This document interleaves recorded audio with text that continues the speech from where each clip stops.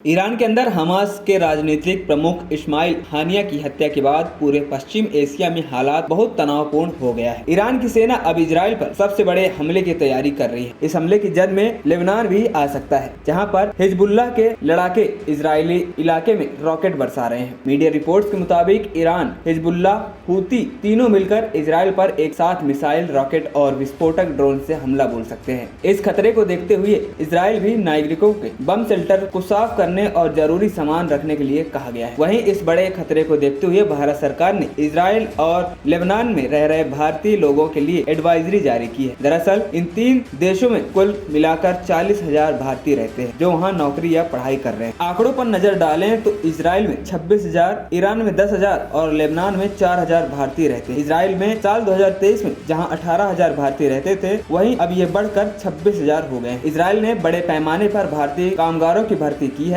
इस वजह से यह तादाद लगातार बढ़ती जा रही है। लेबनान हिजबुल्लाह कमांडर से लेकर ईरान तक एक के बाद एक हाई प्रोफाइल लोगों की हत्या से भारत की सुरक्षा एजेंसियों में भी हरकत साफ देखी जा रही है। इजराइल में अब भारतीय नागरिकों की सुरक्षा की समीक्षा की जा रही है। यही नहीं, भारत में सभी राज्यों के पुलिस प्रमुखों को इजरायली नागरिकों और यहूदियों की सुरक्षा बढ़ाने का निर्देश दिया गया है। इस रिपोर्ट में बताया गया कि इजराइल की राजधानी तेल अवीव में अमेरिका के दूतावास को भी ड्रोन से निशाना साधा गया था। इस हमले में एक आम नागरिक की मौत हो गई। साल 2021 में इजराइल के नई दिल्ली स्थित दूतावास के पास क्रूड बम का एक विस्फोट हुआ था। 26 दिसंबर 2023 को इजराइल दूतावास के पास भी एक और धमाका हुआ था। इन हमलों के पीछे ईरानी गुटों की आशंका जताई जा रही थी, लेकिन इसकी पुष्टि नहीं हो पाई थी। वहीं ईरान की जवाबी हमले के डर से भारत की एयर इंडिया ने इजराइल को जाने वाली सभी उड़ानों को 8 अगस्त तक रद्द कर दिया है। एयर इंडिया ने कहा कि वह लगातार मिडिल ईस्ट के हालात पर नजर रखे हुए है। वहीं इजराइल में भारतीय दूतावास ने वहां रह रहे सभी भारतीयों से अपील की है कि वे सतर्क रहें और इलाके में तनावपूर्ण हालात को देखते हुए